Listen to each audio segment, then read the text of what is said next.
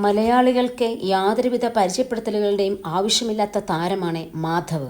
നടനും കേന്ദ്രമന്ത്രിയുമായ സുരേഷ് ഗോപിയുടെ മകൻ എന്ന നിലയിൽ തന്നെ മലയാളികൾക്ക് മാധവ് ഏറെ പ്രിയങ്കരനാണ്. കുമ്മാട്ടിക്കളി എന്ന ചിത്രത്തിലൂടെയാണ് മാധവ് വെള്ളിത്തിരയിലേക്ക് അരങ്ങേറ്റം കുറിച്ചത്. മാധവ് നമ്മുടെ മെഗാസ്റ്റാർ മമ്മൂട്ടിയെക്കുറിച്ച് പറഞ്ഞത് വളരെ ശ്രദ്ധേയമായ കാര്യങ്ങളാണ്. മമ്മൂക്കയാണ് നമ്മുടെ മെഗാസ്റ്റാർ. തിയേറ്റർ സ്ക്രീനിൽ ആ വാക്ക് ഉപയോഗിച്ചില്ലെങ്കിലും ഇവിടുത്തെ പ്രേക്ഷകരുടെ മനസ്സിൽ എന്നും മമ്മൂട്ടി മെഗാസ്റ്റാർ തന്നെയാണ്.